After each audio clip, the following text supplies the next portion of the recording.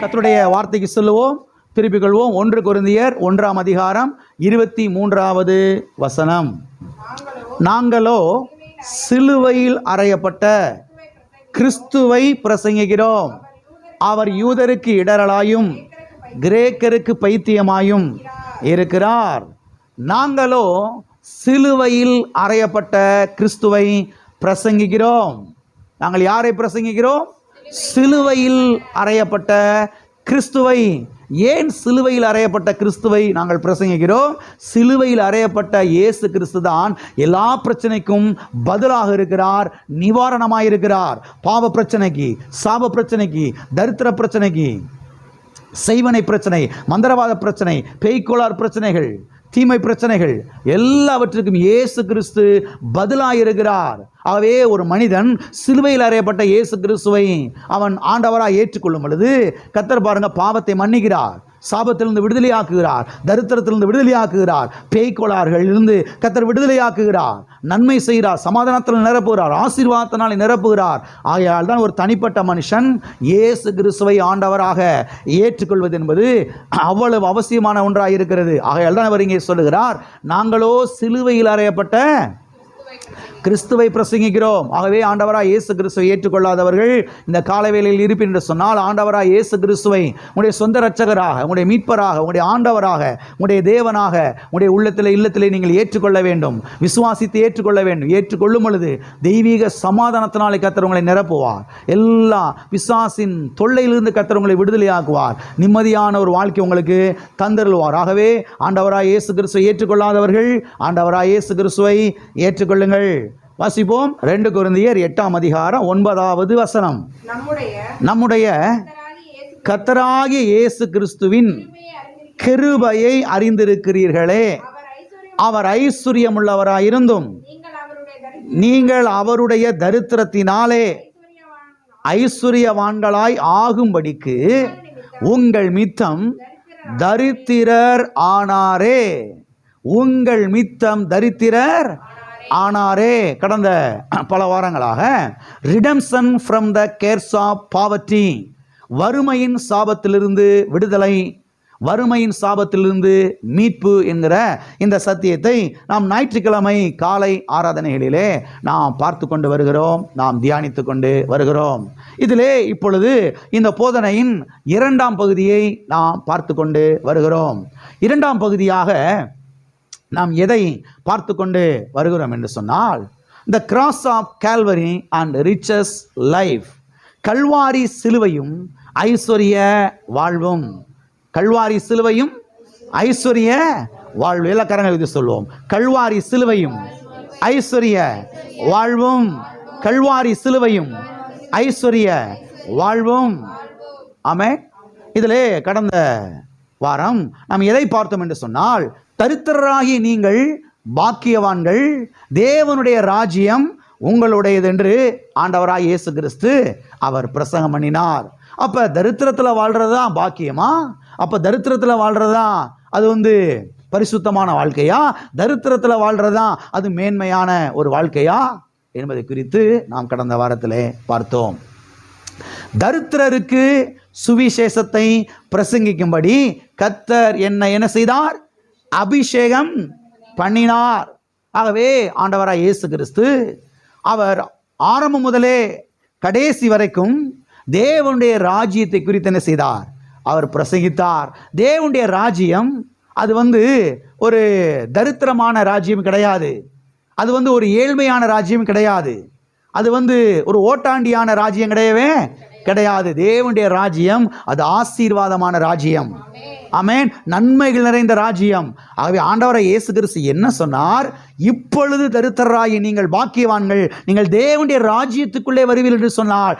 தேவனுடைய ராஜ்யத்துக்குள்ளே இருக்கக்கூடிய ஆசீர்வாதங்கள் உங்களுடைய பங்காய் மாறும் என்று சொன்னார். ஆமென். தரித்திரராகி நீங்கள் பாக்கியவான்கள், நீங்கள் தொடர்ந்து தரித்திரத்தில் என்ன செய்யுங்க? இருங்க. அதுதான் என்னுடைய விருப்பம், அதுதான் என்னுடைய சித்தம், அதுதான் ஆசீர்வாதமான ஒரு வாழ்க்கை அப்படின்னு அவர் சொல்லலை. ஆகவே இதை குறித்து நாம் தெளிவாய் பார்த்தோம். பிறகு ப்ராஸ்பரிட்டி இஸ் காட்ஸ் ஐடியா.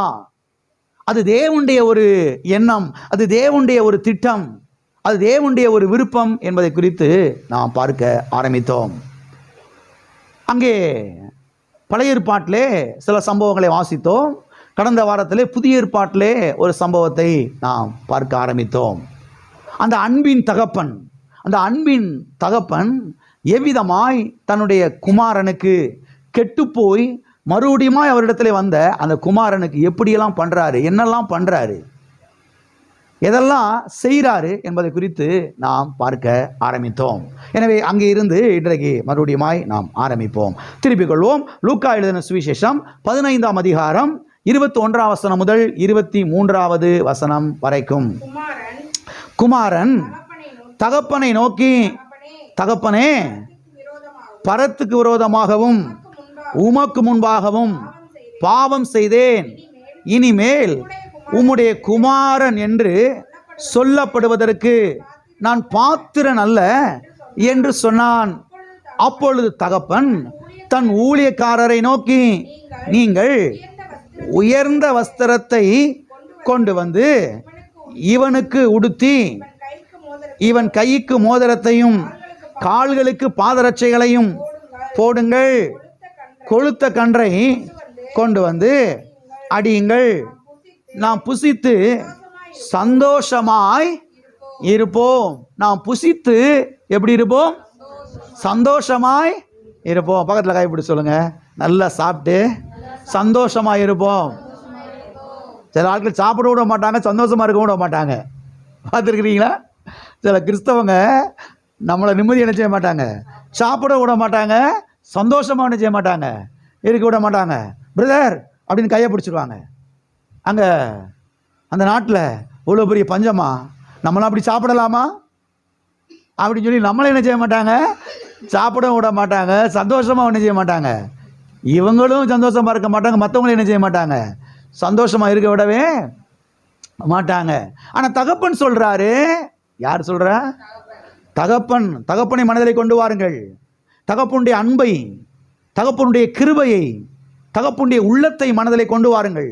நாம் ஆராதிக்கிற நம்முடைய தகப்பன் எப்படிப்பட்டவர், அந்த அறிவு, அந்த வெளிச்சம், அந்த வெளிப்பாடு, அதுதான் நம்மை வாழ வைக்கும் என்பதை தெரிந்து கொள்ளுங்கள்.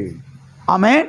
ஆகவே தகப்பன் சொல்றாரு, இதெல்லாம் செய்யுங்கப்பா, நாம் என்ன செய்வோம், சந்தோஷமா இருப்போம் என்று.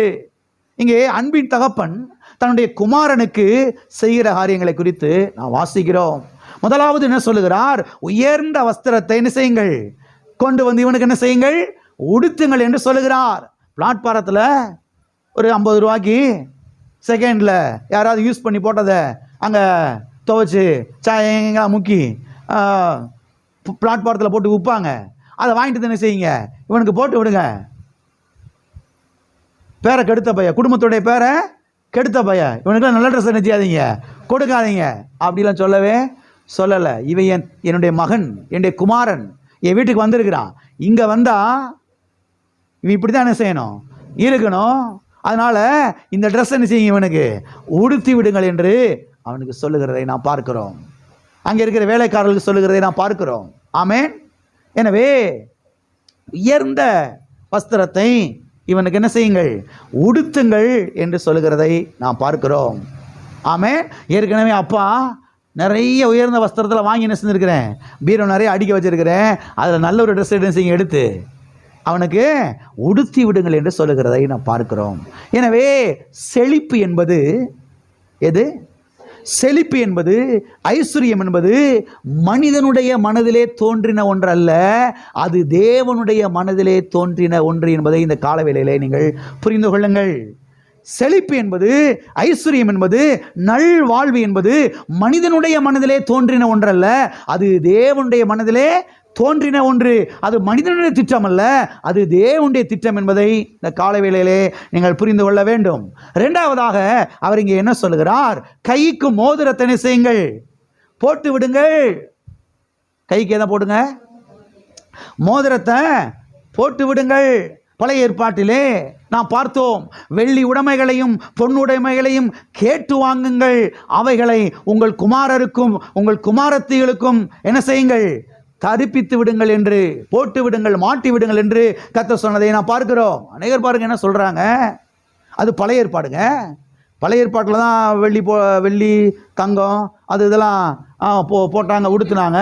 ஆனால் புதிய ஏற்பாட்டில் என்ன செய்யக்கூடாது, நகையெல்லாம் போட கூடாது, தங்கத்தில் என்ன செய்யக்கூடாது, வீட்டுக்குள்ளேயே வைத்திருக்கக்கூடாது. நகை, தங்கம், வெள்ளி, பொண்ணு இதெல்லாம் இருந்துச்சுன்னா நம்ம எங்கே போக முடியாது, பரலோகம் போக முடியாது. கர்த்தர் என்ன செய்வார், வாசல்ல இருந்து நின்றுக்கிட்டு வந்து வெளியே பிடிச்சி நிறுத்திடுவார், நம்மளை தள்ளி விட்டுருவார்.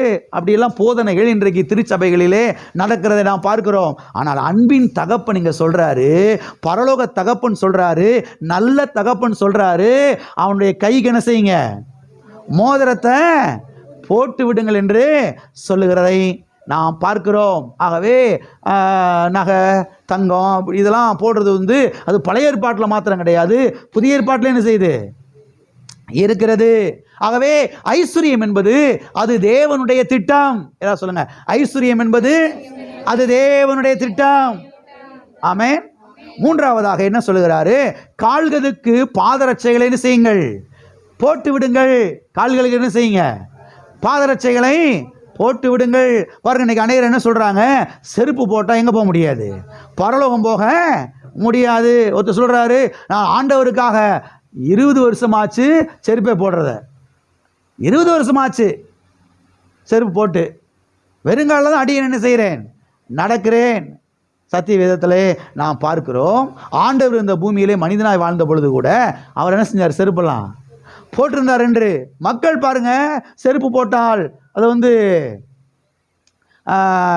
பெருமையான வாழ்க்கை, செருப்பு போடாமல் வாழ்கிறது தான் தாழ்மையான வாழ்க்கை என்று நினைக்கிறார்கள். அருமையானவர்களை கவனியுங்கள், தாழ்மை என்பது இதுவல்ல. செருப்பு போடாமல் இருக்கிறதும் செருப்பு போடுறதும் இது அல்ல தாழ்மை. தாழ்மை என்றால் என்ன தெரியுமா, தேவனுடைய வார்த்தை என்ன சொல்லுகிறதோ அதற்கு அப்படியே கீழ்ப்படிந்து நடப்பது தான் தாழ்மை. தெரியலாம், தெரிஞ்சுக்கங்க. இன்னைக்கு தாழ்மைனா ஜிப்பா ட்ரெஸ் போடுறதும், காலில் செருப்பு இல்லாமல் தெரிகிறதும், நல்ல சாப்பாடு சாப்பிடாமல் இருக்கிறதும், முடிய கரைச்சா மட்டை மாதிரி வெட்டிடுறதும், மீசையெல்லாம் எடுத்துறதும், அது எது கிடையாது, அது தாழ்மை கிடையாது. எது தாழ்மை தெரியுமா, கர்த்தர் என்ன சொல்கிறாரோ, கர்த்தருடைய வார்த்தை என்ன சொல்லுகிறதோ அதற்கு அப்படியே கீழ்ப்படிந்து நடப்பது தான் என்னதுங்க, தாழ்மை. தேவனுடைய வார்த்தை என்ன சொல்லுகிறதோ தேவனுடைய வார்த்தையை அப்படியே கேட்டு அப்படியே ஏற்றுக்கொண்டு அப்படியே பாருங்க அதை அங்கீகரித்து அதற்கு ஏற்றார் போல வாழ்வது தான், கர்த்தருடைய வார்த்தையை விசுவாசிப்பது தான் என்னவாகும், தாழ்மையாகும். ஆமென். ஆகவே தாழ்மை என்கிற ஏதோ ஒன்றை மனதில் நீங்கள் வைத்துக்கொண்டு நீங்கள் என்ன செய்யக்கூடாது, ஆசீர்வாதத்தை இழந்து போய்விடக்கூடாது. கர்த்தர் உங்களை ஆசீர்வதிப்பார் என்று சொன்னால் நீங்கள் நன்றாய் சாப்பிடுவது தவறு கிடையவே கிடையாது, நன்றாய் உடுத்துவது தவறு கிடையவே கிடையாது. ஆமென். ஆனால் அதே சமயத்தில் எல்லா வசதிகளும் எல்லா வாழ்வும் எல்லா காரியம் எதற்காக, சுவிசேஷத்தை எடுத்து சென்று ஜனங்களுக்கு அறிவிப்பதற்காக. ஆமென். சுவிசேஷத்தை போய் ஜனங்களுக்கு என்ன செய்ய வேண்டும், அறிவிக்க வேண்டும். நான்காவதாக என்ன சொல்லுகிறார் இங்கே, கொழுத்த கன்றை அடிக்க சொல்லுகிறார். என்ன சொல்றாரு, கொழுத்த கன்றை அடிக்க சொல்றாரு. பிரியாணி போட சொல்றாரு. என்ன சொல்றாரு, மாஸ்டர் ஞாயிற்றுக்கிழமை இன்னைக்கு பிரியாணி ஞாபகப்படுத்தாதீங்க, சாப்பிடுங்க, பிரியாணி போட்டு என்ன செய்யுங்க, சாப்பிடுங்க. ஆமென். சிலருக்கு வந்து கஞ்சி ஊறுகாயும் போதும், கஞ்சி ஊறுகாயும் போதும். மைண்டில் செட் பண்ணிட்டாங்க,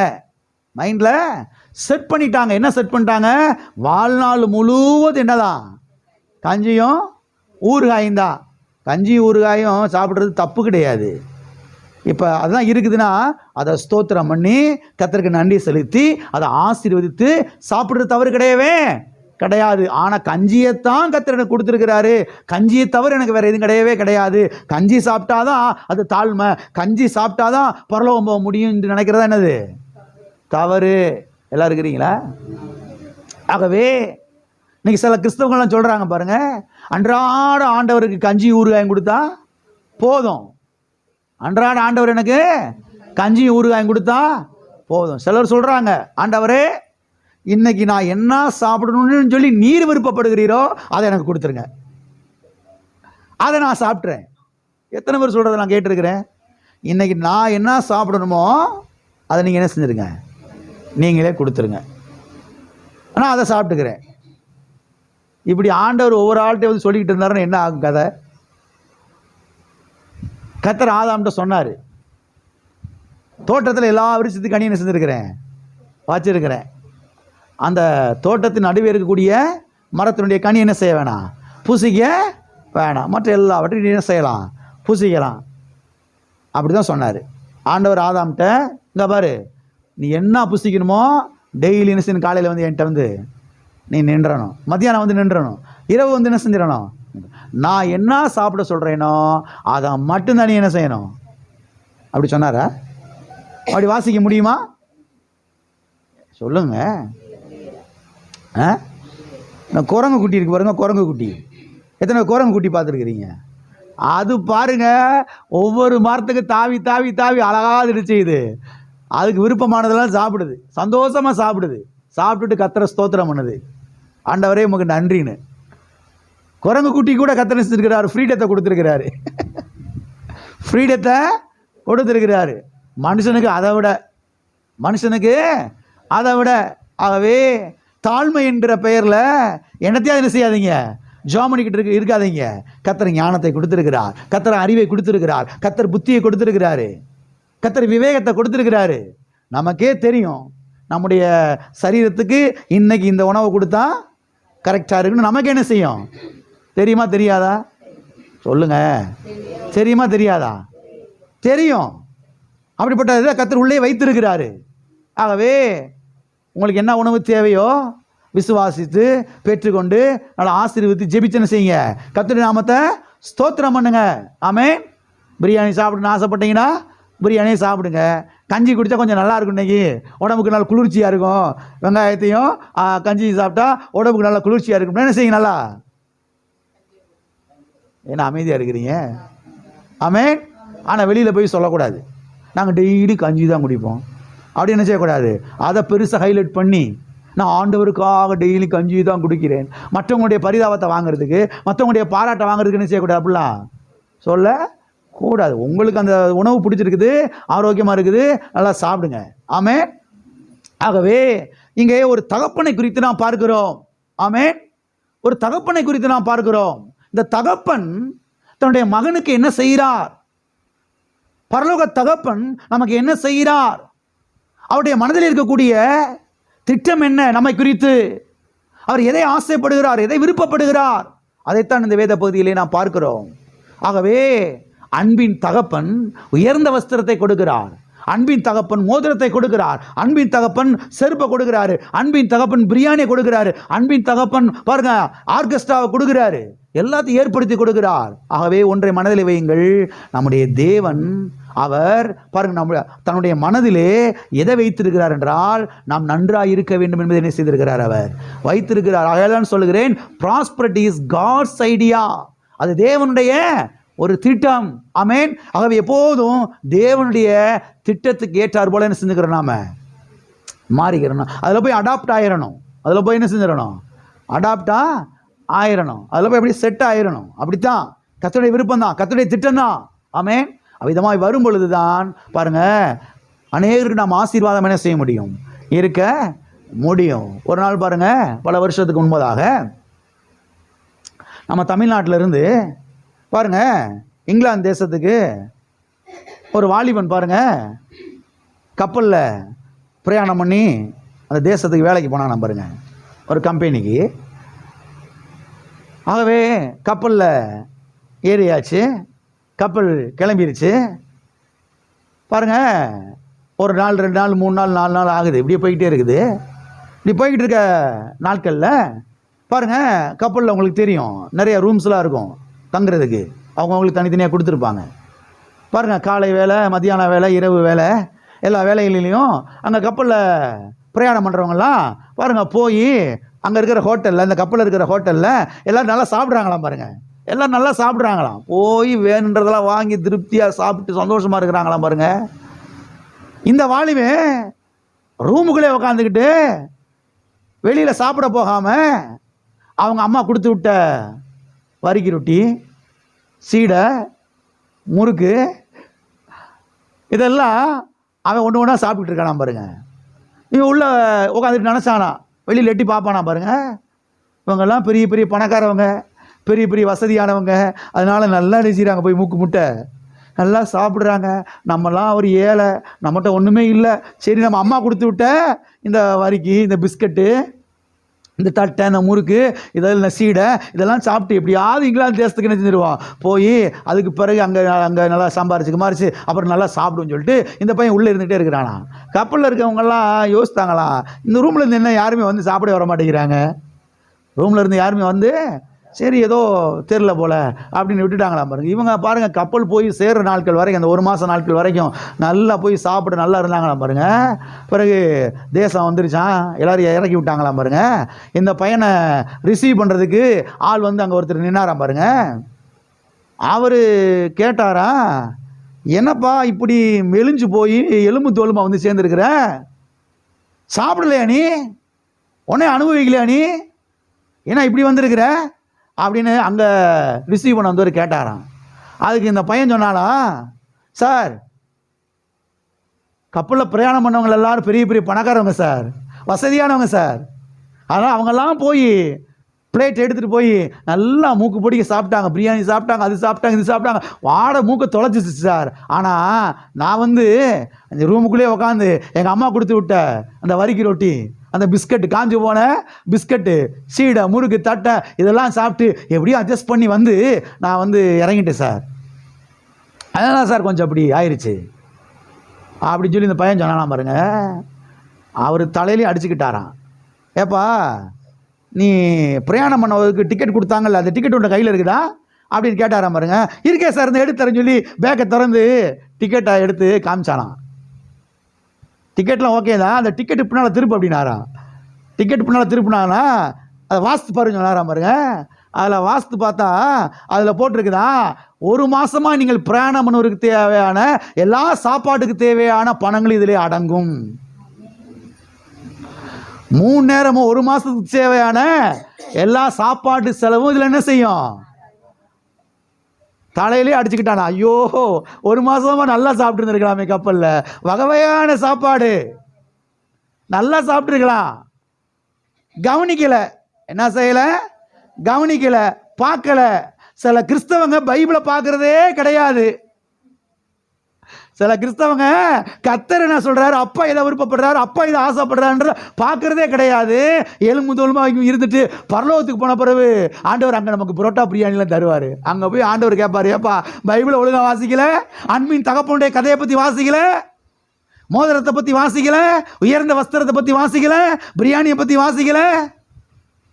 ஆண்டவரை வாசிக்கலையே, ஆண்டவரே என்ன செய்ய, போ இங்கேயே வந்து சேர்ந்தே வா, உள்ளவா உள்ளவா, எல்லாம் இருக்கிறீங்களா? அன்பின் தகப்பன் எதை விருப்பப்படுகிறார், அவங்க இப்படி இவங்க இப்படி, அந்த சபாக்காரவங்க இப்படி, இந்த சபாக்காரவங்க இப்படி, அந்த நாட்டுக்காரவங்க இப்படி, இந்த யாரை பற்றி எனக்கு கவலை இல்லை. எங்கள் அப்பா எதை விருப்பப்படுகிறார், எங்கள் அப்பா எதை ஆசைப்படுகிறார், எங்கள் அப்பாவுடைய மனதில் வைத்திருக்கக்கூடிய அந்த எண்ணங்கள் என்ன, திட்டம் என்ன, அவர் எதை விருப்பப்பட்டு அவர் இங்கே எழுதி வைத்திருக்கிறார், இதை நான் கண்டுபிடித்து நான் அதற்கேற்றார் போல என்ன செய்ய போகிறேன், வாழப் போகிறேன். ஆமேன். ஆகவே பாருங்க, ஐஸ்வர்யம் என்பது, செழிப்பு என்பது அது மனிதனுடைய திட்டம் அல்ல, எந்த பாஸ்டருடைய ஒரு திட்டம் அல்ல, அது தேவாதி தேவனுடைய திட்டம். ஆமேன். எனவே அன்பின் தகப்பன் இவனுக்கு உயர்ந்த வஸ்திரத்தை கொடுக்கிறார், செருப்பை கொடுக்கிறார், மோதிரத்தை கொடுக்கிறார், கொடுக்க சொல்லுகிறார். யாருக்கு? தன்னுடைய குமாரனுக்கு. ஆண்டவராய் இயேசு கிறிஸ்து கல்வாரி சிலுவையிலே அவருடைய பிள்ளைகளாகிய நமக்கு ஐஸ்வர்யத்தை சம்பாதித்து வைத்திருக்கிறார், ஆசீர்வாதத்தை சம்பாதித்து வைத்திருக்கிறார். இதை விசுவாசித்து நாம் என்ன செய்ய வேண்டும்? சுதந்திரிக்க வேண்டும். எனவே செழிப்பு என்பது, ஐஸ்வர்யம் என்பது அது மனிதனுடைய திட்டம் அல்ல, அது தேவனுடைய திட்டமாகும். ஆமென். ஓகே, இப்பொழுது இன்னொரு காரியத்தை குறித்து நாம் பார்க்க போகிறோம். செழிப்பாக்கும் ஆவியானவர், செழிப்பாக்கும் அபிஷேகம். செழிப்பாக்கும் ஆவியானவர், செழிப்பாக்கும் அபிஷேகம். இதை குறித்து இன்றைக்கு இன்னும் ஆழமாக, இன்றைக்கு அடுத்த வாரத்துக்கு நாம் தெளிவாய் பார்க்க போகிறோம். திருப்பிக் கொள்வோம். லூக்கா எழுதின சுவிசேஷம் 4ஆம் அதிகாரம் 18வது வசனம் 19வது வசனம். கர்த்தருடைய ஆவியானவர் என்மேல் இருக்கிறார், தரித்திரருக்கு சுவிசேஷத்தை பிரசங்கிக்கும்படி என்னை அபிஷேகம் பண்ணினார், இருதயம் நறுங்குண்டவர்களை குணமாக்கவும், சிறைப்பட்டவர்களுக்கு விடுதலையையும், குருடருக்கு பார்வையையும் பிரசித்தப்படுத்தவும், நொறுங்குண்டவர்களை விடுதலையாக்கவும், கர்த்தருடைய அனுக்கிரக வருஷத்தை பிரசித்தப்படுத்தவும் என்னை அனுப்பினார் என்று எழுதியிருக்கிற இடத்தை அவர் கண்டு. அருமையானவர்களை கவனியுங்கள். இங்கே ஆண்டவராய் இயேசு கிறிஸ்து ஜெப ஆலயத்துக்கு போய் ஏசாயா தீர்க்கதரிசன புஸ்தகத்தை வாசிக்கிறதை குறித்து இந்த வேத பகுதியிலே நாம் வாசிக்கிறோம். தரித்திரருக்கு சுவிசேஷத்தை பிரசங்கிக்கும்படி என்னை அபிஷேகம் பண்ணினார். எல்லாம் சொல்லுவோமா? தரித்திரருக்கு சுவிசேஷத்தை பிரசங்கிக்கும்படி என்னை அபிஷேகம் பண்ணினார். எதற்காக அபிஷேகம் பண்ணினார்? தரித்திரருக்கு சுவிசேஷத்தை பிரசங்கிப்பதற்காக. அப்படி என்றால் பரிசுத்த ஆவியானவரின் அபிஷேகம் எதற்காக? தரித்திரருக்கு சுவிசேஷத்தை பிரசங்கம் பண்ணுவதற்காக. தரித்திரருக்கு சுவிசேஷத்தை பிரசங்கம் பண்ணி அவர்களை விடுதலையாக்குவதற்காக, அவர்களை தூக்கி எடுப்பதற்காக, அவர்களை மீட்டெடுப்பதற்காக, அவர்களை காப்பாற்றுவதற்காகத்தான் பரிசுத்த ஆவியானவருடைய அபிஷேகம் நம்மேல் என்ன செய்கிறது? இருக்கிறது. ஆமென். எனவே பரிசுத்த ஆவியானவரின் அபிஷேகம் என்ன நோக்கத்துக்காக நமக்கு கொடுக்கப்பட்டிருக்கிறது என்ற ஒரு வெளிச்சம், ஒரு வெளிப்பாடு, ஒரு தெளிவு நமக்கு வர வேண்டியது மிகவும் அவசியமாக இருக்கிறது. சிலருக்கு பாருங்க, பரிசுத்த ஆவியானுடைய அபிஷேகம் எதற்காக கொடுக்கப்பட்டிருக்கிறது, எதற்காக கர்த்தர் நம்மை அபிஷேகம் பண்ணியிருக்கிறார் என்கிற அந்த ஒரு வெளிச்சம் இல்லாமல் என்ன செய்வாங்க? வாழ்ந்து கொண்டிருப்பாங்க. பாருங்க, தேவனுடைய பிள்ளைகள் ஒவ்வொருவரும் தெளிவாய் புரிந்து கொள்ள வேண்டும். பரிசுத்த ஆவியானவருடைய அபிஷேகம் என்ன நோக்கத்துக்காக நமக்கு என்ன செய்யப்பட்டிருக்கிறது? கொடுக்கப்பட்டிருக்கிறது என்கிற ஒரு வெளிச்சம் நமக்கு என்ன செய்ய வேண்டும்? உண்டாக வேண்டும். அருமையானவர்களை கவனியுங்கள். அபிஷேகம் பக்தியாய் வாழ்வதற்கு மட்டுமல்ல, செழிப்பாய் வாழ்வதற்கு கொடுக்கப்பட்டிருக்கிறது. ஆமென். சிலர் என்ன யோசிக்கிறாங்க, என்ன நினைக்கிறாங்க? பரிசுத்த ஆவியானுடைய அபிஷேகம் நாம் பக்தியா வாழ்றதுக்கு மாத்திரம் தான் என்ன செய்யப்பட்டிருக்கிறது? கொடுக்கப்பட்டிருக்கிறது. இல்லை இல்லை இல்லை இல்லை.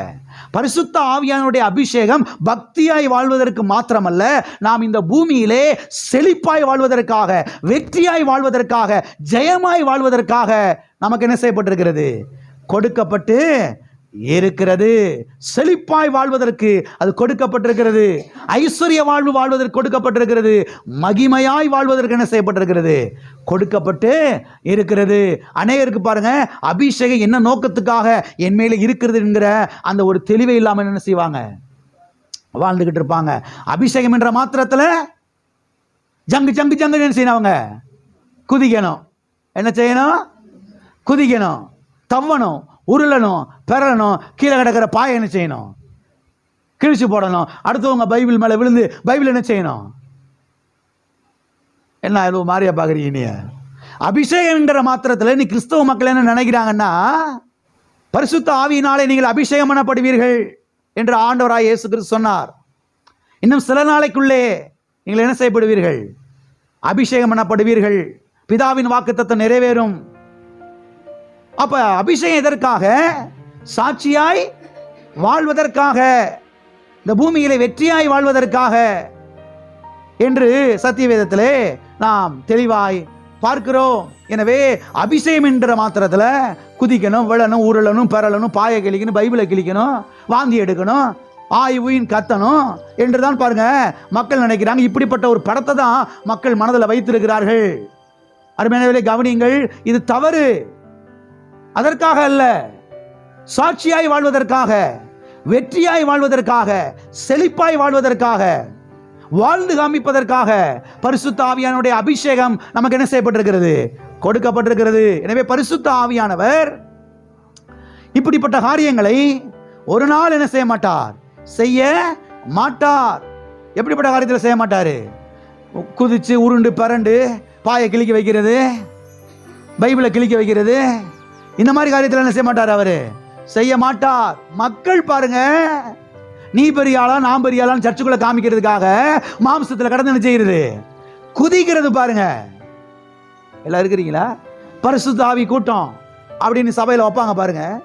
பரிசுத்த ஆவி கூட்டம் மாத்திரத்துல பட பட பட பட பட பட பட வேகமா என்ன செய்யறது, குதிக்கிறது, கையை தட்டுறது, மாம்சத்துல கடந்து குதிக்கிறது, கண்ண லேசா அப்படி சைடுல இங்கிட்டு திறந்து பாக்குறது, நம்மளை விட அதிகமாக எவன் குதிக்கிறானா பாக்குறது.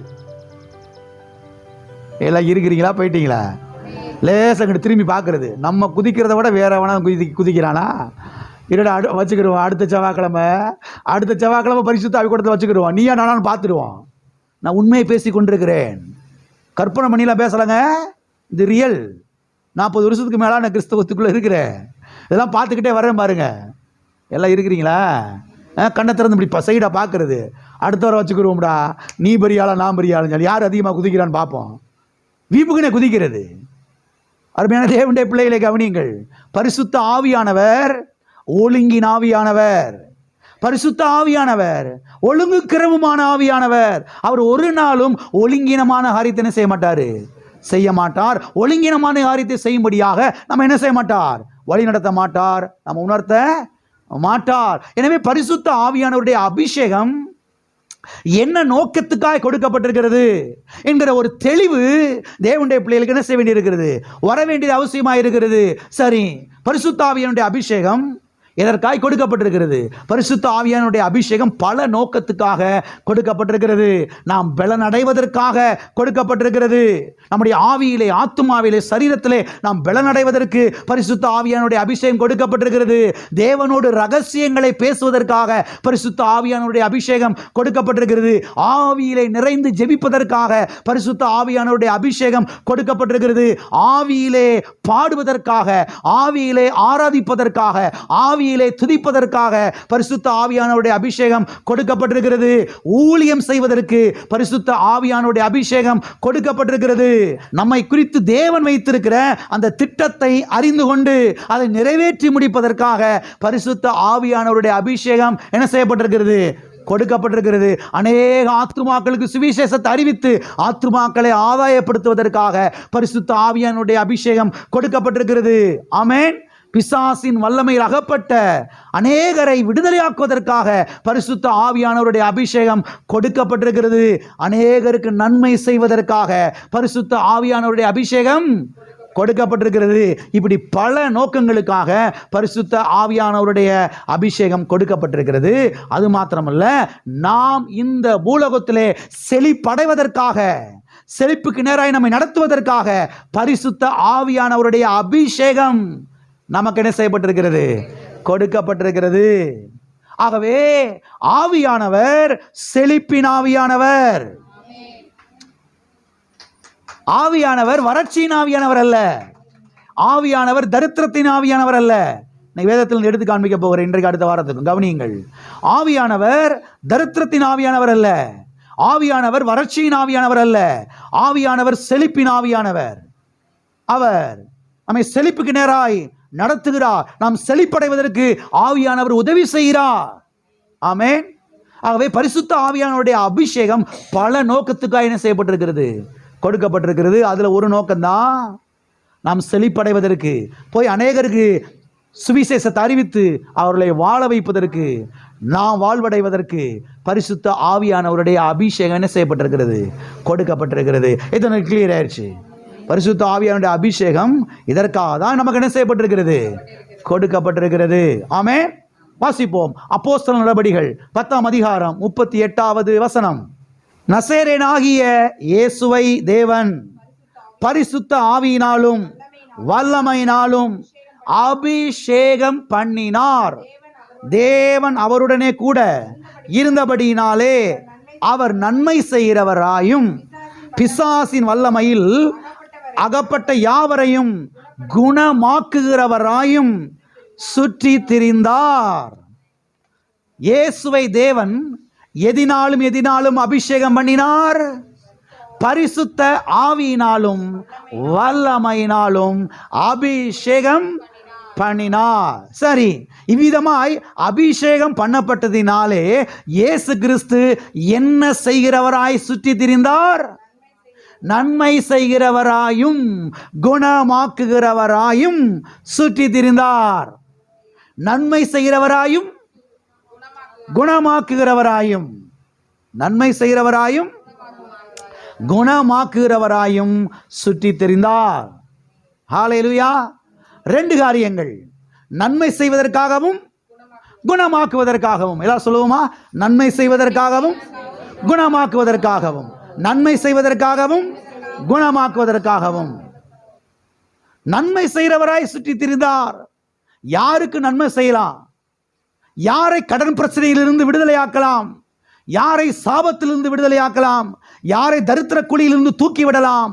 யாருடைய கண்ணீரை துடைக்கலாம் என்று இயேசு கிறிஸ்து நன்மை செய்கிறவராய் என்ன செய்தார்? சுற்றி திரிந்தார். குணமாக்குகிறவராய் சுற்றி திரிந்தார். பிசாசு அநேகருடைய வாழ்க்கையிலே வியாதியை போட்டு அவர்களை ஒடுக்கி கொண்டிருக்கிறான். பிசாசு அநேகருடைய வாழ்க்கையிலே கடன் பிரச்சனையை போட்டு அவர்களை ஒடுக்கி கொண்டிருக்கிறான், நொறுக்கி கொண்டிருக்கிறான். பிசாசு அநேகருடைய வாழ்க்கையிலே தரித்திரம் என்கிற நுகத்தை வாழ்க்கையிலே போட்டு அவர்களை அழுத்தி கொண்டிருக்கிறான், எழும்ப முடியாதபடிக்கு. எனவே இங்கே நாம் பார்க்கிறோம், ஆண்டவராய் இயேசு கிறிஸ்து அவர்களை விடுவிக்கிறவராய் சுற்றி திரிந்தார். அவர்களை வாழ வைக்கிறவராய் சுற்றி திரிந்தார். அவர்களுக்கு நன்மை செய்கிறவராய் சுற்றி திரிந்தார். குணமாக்குகிறவராய் சுற்றி திரிந்தார். ஆமென். சரி, யாருடைய வல்லமையிலே அகப்பட்டவர்களை இயேசு கிறிஸ்து விடுதலையாக்கினார்? இங்கே நாம் பார்க்கிறோம், பிசாசின் வல்லமையில் அகப்பட்ட யாவரையும். பிசாசின் வல்லமையில் அகப்பட்ட யாவரையும் பிசாசு பாருங்க அகப்படுத்தி அடிமைப்படுத்தி கூனி குறுக பண்ணி வைத்திருக்கிறான். எதை போட்டு? வியாதியை போட்டு, கடனை போட்டு, தரித்திரத்தை போட்டு, தீமையை போட்டு அவர்கள் என்ன செஞ்சிருக்கிறான்? பிடிச்சு வச்சிருக்கிறான், அடக்கி வச்சிருக்கிறான், ஒடுக்கி வச்சிருக்கிறான். மக்கள் வாழ முடியாமல் தவித்து கொண்டிருக்கிறார்கள். ஆகவே இப்படிப்பட்ட ஜனங்களை போய் சந்தித்து சுவிசேஷத்தை அறிவித்து, தேவனுடைய ராஜ்யத்தை அறிவித்து, அவர்களுக்கு நன்மை செய்கிறவராய், அவர்களை விடுவிக்கிறவராய், அவர்களை வாழ வைக்கிறவராய், அவர்களை குணமாக்குகிறவராய் ஆண்டவராய் இயேசு கிறிஸ்து என்ன செய்தார்? சுற்றி திரிந்தார். ஆகவே பரிசுத்த ஆவியானவருடைய அபிஷேகம் எதற்காக? நான் பார்க்கிறோம், நாசரேத்தூராகிய இயேசுவை தேவன் பரிசுத்த ஆவியினாலும் வல்லமையினாலும் அபிஷேகம் பண்ணினார். அப்படி அபிஷேகம் பண்ணப்பட்டபடினாலே ஆண்டவராய் இயேசு கிறிஸ்து நன்மை செய்கிறவராய் சுற்றி திரிந்தார், குணமாக்குகிறவராய் சுற்றி திரிந்தார், வாழ வைக்கிறவராய் சுற்றி திரிந்தார். ஆகவே பரிசுத்த ஆவியானுடைய அபிஷேகம் என்ன நோக்கத்துக்காக நமக்கு கொடுக்கப்பட்டிருக்கிறது? நன்மை செய்வதற்காக, குணமாக்குவதற்காக. ஆமென். மேலே எங்கேயும் குதிக்கிறது கிடையாது. புரிஞ்சா உங்களுக்கு? உங்க மேல பரிசுத்த ஆவியானுடைய அபிஷேகம் இருக்கிறது. நீங்கள் அபிஷேகத்தை பெற்றுக் கொண்டிருக்கிறீர்கள். பரிசுத்த ஆவியானவர் உங்களுக்குள்ளே வாசம் பண்ணுகிறார். பரிசுத்த ஆவியானவர் எதற்காக உங்களுக்குள்ளே வாசம் பண்ணுகிறார்? எதற்காக பரிசுத்த ஆவியானவர் உங்களை அபிஷேகம் பண்ணி இருக்கிறார்? தரித்திரத்தில் இருக்கிற மக்களை விடுதலையாக்குவதற்காக, கடன் பிரச்சனை இருக்கிற மக்களை விடுதலையாக்குவதற்காக, தீமைக்குள்ளே கிடக்கிற மக்களை விடுதலையாக்குவதற்காக. ஆமென்.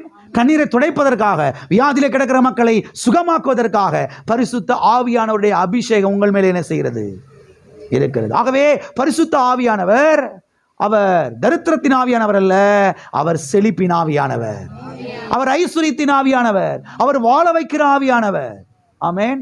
ஆகவே அந்நிய பாஷையில் நிறைந்து ஜெபிக்கும் பொழுது தரித்திரங்கள் மாற ஆரம்பிக்கிறது. அந்நிய பாஷையில் நிறைந்து ஜெபிக்கும் பொழுது வனாந்தரங்கள் மாற ஆரம்பிக்கிறது. வனாந்தரத்தில் கர்த்தர் ஆறுகளை ஓட விடுவேன் என்று சொல்லி இருக்கிறார். உங்க வாழ்க்கை வனாந்தரமா இருக்குதா? கடன் பிரச்சனையா இருக்குதா? தரித்திரத்தில் இருக்குதா? வாயை திறந்து ரூமை பூட்டிக்கிட்டு மணிக்கணக்கில் அந்நிய பாஷையில் நிறைந்து ஜெபியுங்கள். ஆவியானவர் வாழ்க்கையை செழிப்பாய் மாற்றுவார். நாவை ஆவியானவருக்கு ஒப்புக் கொடுங்கள். வாயை ஆவியானவருக்கு ஒப்புக் கொடுங்கள். நேரம் போகலைன்னு சொல்லாதீங்க, டைம் பாஸ் ஆகலைன்னு சொல்லாதீங்க. நேரம் கிடச்சிதான் ரூமை பூட்டிட்டு வீட்டுக்குள்ள முழங்காடு படிக்கிட்டு அதில் நடந்து கொண்டு வாயை திறந்து நல்ல அந்நிய பாஷையில் நிறைந்து ஜெபியுங்கள். அந்நிய பாஷையில் ஜெபிக்க ஜெபிக்க ஜெபிக்க வனாந்தர வாழ்க்கை செழிப்பான வாழ்க்கையை மாற ஆரம்பிக்கும். நான் சேலஞ்ச் பண்ணி சொல்கிறேன், சும்மா சொல்லணுமேலாம் கிடையாது. சேலஞ்ச் பண்ணி சொல்கிறேன். வாயை திறந்து அந்நிய பாஷை நிறைந்து ஜெபியுங்கள், துதியுங்கள், ஆராதியுங்கள். ஆவியில் நிறைந்து ஜெபியுங்கள். வனாந்தர வாழ்க்கை செழிப்பான வாழ்க்கையை என்ன செய்ய ஆரம்பிக்கும்? மாற ஆரம்பிக்கும். நாம செழிப்பு தேடி ஓடுறது இல்லை. செழிப்பு செழிப்பு செழிப்பு நம்ம ஓடுறது இல்லை. நம்ம பணம் பணம் ஓடுறதே இல்லை. நம்ம நாவை ஆவியானவருக்கு விட்டு கொடுக்கிறோம். ஆவியானவர் செழிப்பின் ஆவியானவர். அவர் எல்லாவற்றையும் என்ன செய்கிறார்? மாற்றி தருகிறார். எல்லாம் சொல்லுங்க, ஆவியானவர் எல்லாவற்றையும் மாற்றி தருகிறார். ஆமென். அவை வாழ்வை ஆவியானவருக்கு ஒப்பு கொடுங்கள். நாவை ஆவியானவருக்கு ஒப்பு கொடுங்கள். வாயை ஆவியானவருக்கு ஒப்பு கொடுங்கள். அந்நிய பாஷையிலிருந்து ஜெபியுங்கள். ஆவியானவர் எல்லாவற்றையும் மாற்றி தருவார். வியாதியான வாழ்க்கையை ஆரோக்கியமான வாழ்க்கையாய் மாற்றி தருவார். தோல்வியான வாழ்க்கையை வெற்றியான வாழ்க்கையாய் மாற்றி தருவார். தாழ்வான வாழ்க்கையை உயர்வான வாழ்க்கையாய் மாற்றி தருவார். தரித்திர வாழ்க்கையை ஐஸ்வர்யமான வாழ்க்கையாய் அவர் மாற்றி தருவார். ஆமென். ஆகவே பரிசுத்த ஆவியானவர் நேற்றும் இன்றும் என்றும் மாறாதவர். ஆமென். ஆகவே பரிசுத்த ஆவியானுடைய அபிஷேகம் என்ன நோக்கத்துக்காக என்ன செய்யப்பட்டிருக்கிறது? கொடுக்கப்பட்டிருக்கிறது என்பதை புரிந்து கொள்ள வேண்டும். ஆமென். வாசிப்போம். ஏசாயா தீர்க்க தரிசன புஸ்தகம் 10ஆம் அதிகாரம் 27வது வசனம். அந்நாளில் உன் தோளி நின்று அவன் சுமையும், உன் கழுத்தி நின்று அவன் நுகமும் நீக்கப்படும். அபிஷேகத்தினால் நுகம் முறிந்து போம். அதான் சொல்லுவோமா? அபிஷேகத்தினால் நுகம் முறிந்து போம். மறுபடியும் சொல்லுவோமா? அபிஷேகத்தினால் நுகம் முறிந்து போம். ஆமென். அந்நாளில் உன் தோளி நின்று அவன் சுமையும், உன் கழுத்து நின்று அவன் நுகமும் என்ன செய்யும்? நீக்கப்படும். இந்த வசனம் டபுள் ஃபுல்ஃபில்மெண்ட். ஒரே நேரத்திலே ரெண்டு காரியங்கள் சொல்லப்பட்டிருக்கிறது. பைபிளில் பல இடங்களிலே டபுள் ஃபுல்ஃபில்மெண்ட்டை நீங்கள் வாசிக்க முடியும். சில இடங்களிலே ட்ரிபிள் ஃபுல்ஃபில்மெண்ட்டை குறித்து நீங்கள் வாசிக்க முடியும். ஒரே நேரத்தில் 3 காரியங்கள் சொல்லப்பட்டிருக்கும். ஒரே நேரத்திலே 2 காரியங்கள் சொல்லப்பட்டிருக்கும். இங்கே அந்நாளில் உன் தோளி நின்று அவன் சுமையும், எவன் சுமையும்? அசீரியா ராஜாவுடைய சுமையை குறித்து சொல்லப்பட்டிருக்கிறது. அதே நேரத்திலே சாத்தானுடைய சுமையை குறித்தும் சொல்லப்பட்டிருக்கிறது. ஆமென். எல்லாம் இருக்கிறீங்களா? இஸ்ரவேல் மக்களுடைய கழுத்தில் இருக்கக்கூடிய அசீரியா ராஜாவுடைய சுமை நீங்கும் என்று சொல்லப்பட்டிருக்கிறது.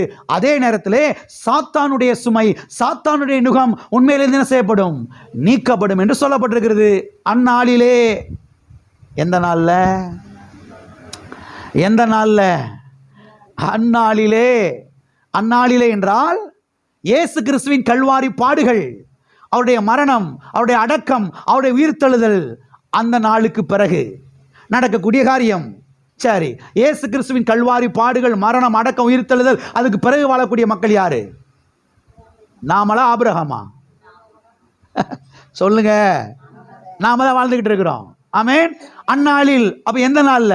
இந்த நாள்ல நடக்கக்கூடிய காரியத்தை அன்றைக்கு ஏசாயா தீர்க்கதரிசியின் மூலமாக ஆவியானவர் தீர்க்க தரிசனம் உரைக்கிறார். அல்லேலூயா. அபிஷேகத்தினால் நுகம் என்ன செய்யும்? முறிந்து போம். எது முறிந்து போம்? நுகம் முறிந்து போம். யாருடைய நுகம் முறிந்து போம்? பிசாசின் நுகம் முறிந்து போம். எதினாலே முறிந்து போம்? அபிஷேகத்தினால். எல்லாம் சொல்லுங்க, அபிஷேகத்தினால். எனவே அபிஷேகம் நுகங்களை முறிக்கிற அபிஷேகம்.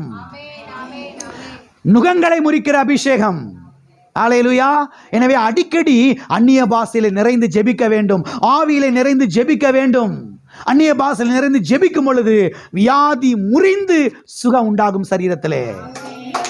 அந்நிய பாஷையில் நிறைந்து ஜெபிக்கும் பொழுது தரித்திரம் என்கிற நுகம் முறிந்து வாழ்க்கையில் ஐஸ்வர்யம் உண்டாகும். அந்நிய பாஷையில் நிறைந்து ஜெபிக்கும் பொழுது பலவீனம் என்கிற நுகம் முறிந்து சரீரத்திலே பலன் உண்டாகும். அந்நிய பாஷையில் நிறைந்து ஜெபிக்கும் பொழுது கடன் பிரச்சனை என்கிற நுகம் முறிந்து கடன் கொடுக்கிற வாழ்க்கை உங்களுடைய வாழ்க்கையிலே உண்டாகும். ஆமென். எனவே பரிசுத்த ஆவியானவர் நமக்குள்ளே இருப்பதனுடைய நோக்கம் என்னவென்றால், நம்மை செழிப்பின் பாதையிலே நடத்துவதற்காக, நம்மை ஆரோக்கியத்தின் பாதையிலே நடத்துவதற்காக, நம்மை வெற்றியின் பாதையிலே நடத்துவதற்காக, நம்மை நன்மையின் பாதையிலே நடத்துவதற்காக, நம்மை ஆசீர்வாதத்தின் பாதையிலே நடத்துவதற்காக தான் பரிசுத்த ஆவியானவர் நமக்குள்ளே என்ன செய்கிறார்? வாசம் பண்ணுகிறார். அதற்காக தான் நாம் அபிஷேகம் பண்ணப்பட்டிருக்கிறோம். ஹல்லேலூயா. அநேகருக்கு சுவிசேஷத்தை அறிவித்து அவர்களை வாழ வைப்பதற்காக. ஹல்லேலூயா. எல்லா கரங்களை வைத்து சொல்லுவோம், பரிசுத்த ஆவியானவரின் அபிஷேகம் என் மேலே இருக்கிறது. ஆகையால் வியாதி நுகங்கள் முறிகிறது, தரித்திர நுகங்கள் முறிகிறது, தோல்வி நுகங்கள் முறிகிறது, பலவீனத்தின் நுகங்கள் முறிகிறது. ஹல்லேலூயா. ஆகவே தேவனுடைய பிள்ளைகள், நேரம் போகலை, டைம் பாஸ் ஆகலை, இன்னைக்கு பொழுதே போகலை அப்படின்னு சொல்கிறதுக்கெல்லாம் இடமே என்ன செய்யக்கூடாது, கொடுக்கக்கூடாது. இன்றைக்கி நல்ல ஒரு லீவு, இன்றைக்கி நல்ல ஒரு டைமு, நல்லா உட்காந்து மணி கணக்கில் என்ன செய்யலாம், பைபிளை வாசிக்கலாம், நல்ல அந்நிய பாஷையில் நிறந்து என்ன செய்யலாம், ஜெபிக்கலாம். ஜெபித்தால் உங்கள் வாழ்க்கை கட்டி எழுப்பப்படும். நான் சேலஞ்ச் பண்ணி சொல்கிறேன், உடைந்து கிடக்கிற வாழ்க்கை, செதறி கிடக்கிற வாழ்க்கை, பிரிந்து கிடக்கிற வாழ்க்கை, தரித்திர வாழ்க்கை, ஏழ்மையின் வாழ்க்கை, கடனான வாழ்க்கை கட்டி எழுப்பப்படும். அந்நிய பாஷையில் நிறைந்து ஜெபிக்க ஜெபிக்க ஜெபிக்க ஜெபிக்க ஜெபிக்க ஜெபிக்க வாழ்க்கை செழிப்பாயன செய்ய ஆரம்பிக்கும், மாற ஆரம்பிக்கும். ஆவியானவர் செழிப்பின் ஆவியானவர். ஹல்லேலூயா. வாசிப்போம். ஏசாயா தீர்க்கதரிசன புஸ்தகம் 32ஆம் அதிகாரம் 15வது வசனம். உன்னதத்திலிருந்து நம்மேல் ஆவி ஊற்றப்படும் மட்டும் அப்படியே இருக்கும்.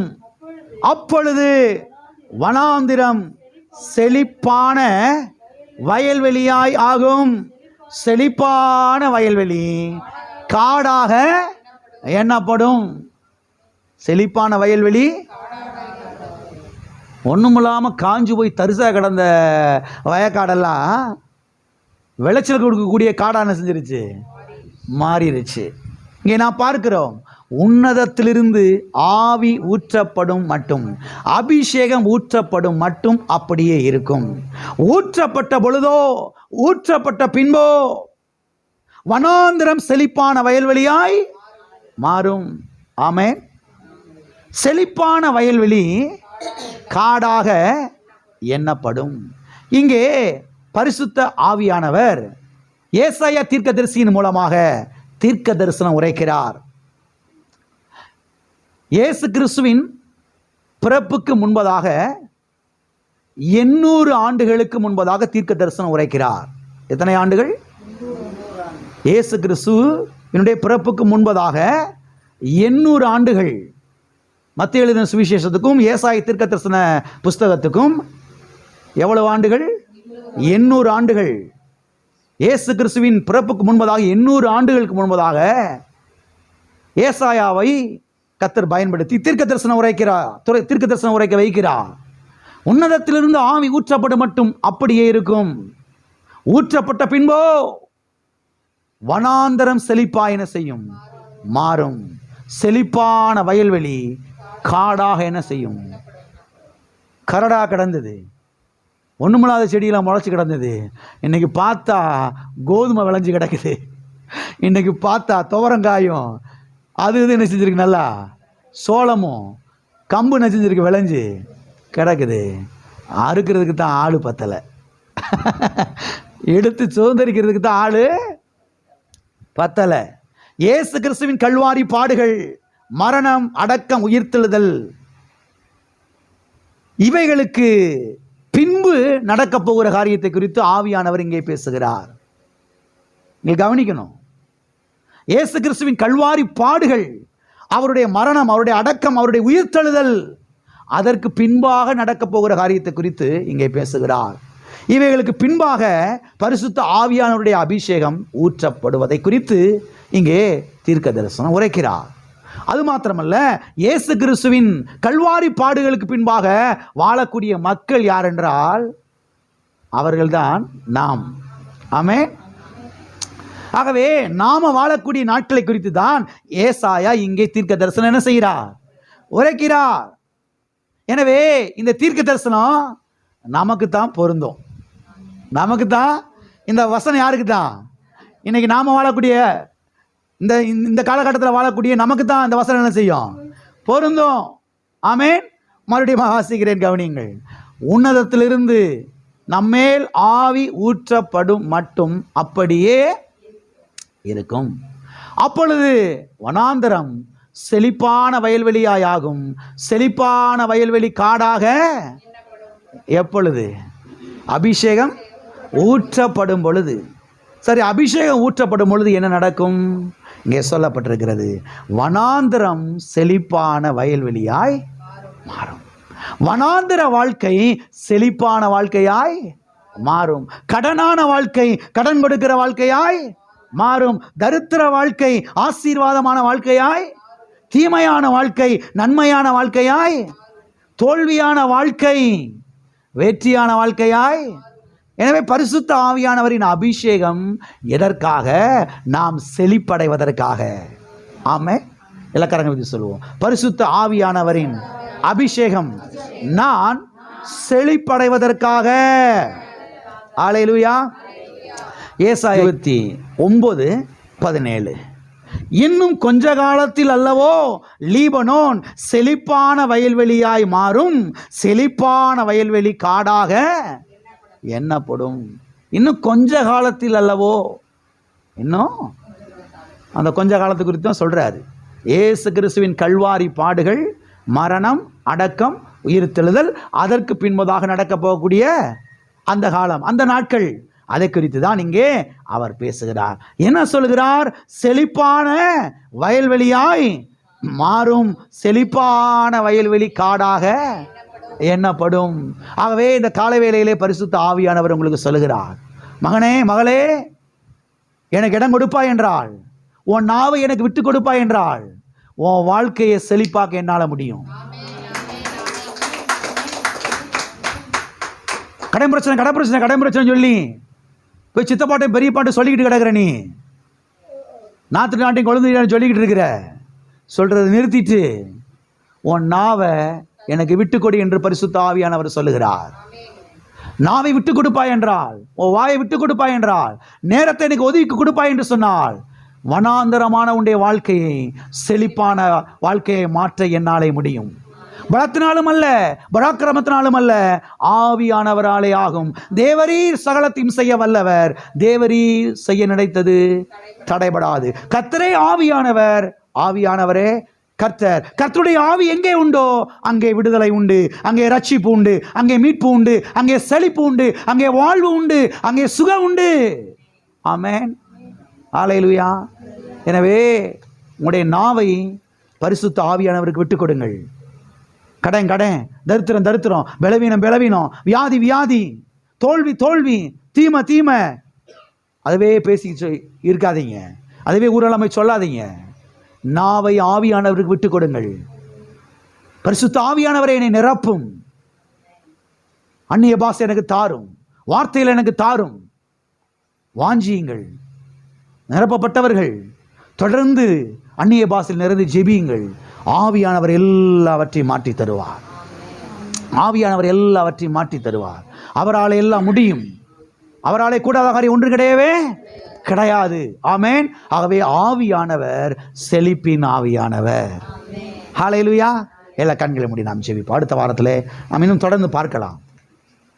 பழைய ஏற்பாட்டிலையும் புதிய ஏற்பாட்டிலையும் இன்னும் அநேக உதாரணங்களை நாம் பார்ப்போம். ஹல்லேலூயா, ஹல்லேலூயா.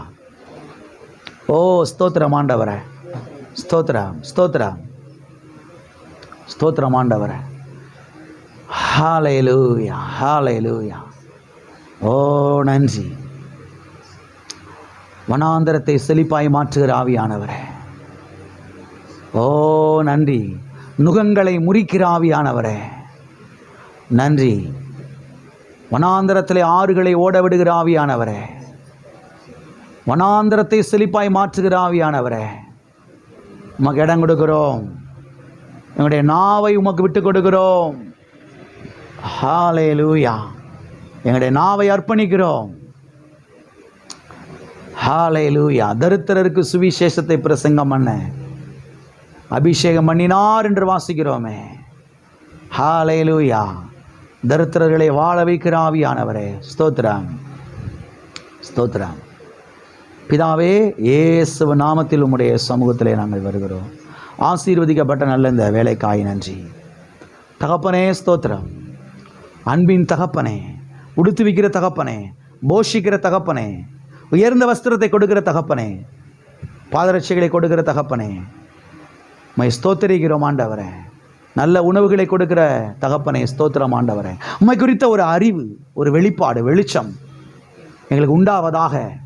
தகப்பனே ஸ்தோத்திரையா, உடைய வார்த்தையை பற்றி கொள்ளுகிறோம். கர்த்தாவே ஸ்தோத்திர, நீர் கல்வாரி சிலுவையில் செய்து முடித்த காரியத்தை பற்றி கொள்ளுகிறோம். பரிசுத்த ஆவியானவருமே நாங்கள் சார்ந்து கொள்கிறோம்பா. பிள்ளைகளுடைய வாழ்க்கையில் இருக்கக்கூடிய கடன் பிரச்சனைகள் மாறட்டும், தரித்திரங்கள் மாறட்டும், ஏழ்மைத்தனங்கள் மாறட்டும் ஆண்டவரே. பலவீனங்கள் மாறுவதாக, வியாதிகள் மறைவதாக, ரட்சிப்பு உண்டாவதாக. கர்த்தருடைய ஆவி எங்கே உண்டோ அங்கே விடுதலை உண்டு என்று நாங்கள் வாசிக்கிறோமே. ஆவியானவரே, ஒவ்வொருடைய உள்ளத்திலே நீர் இருக்கிறீர்ப்பா. அங்கே விடுதலை உண்டாகட்டும், சுகம் உண்டாகட்டும், வாழ வையும். இயேசு நாமத்தில் பிதாவே.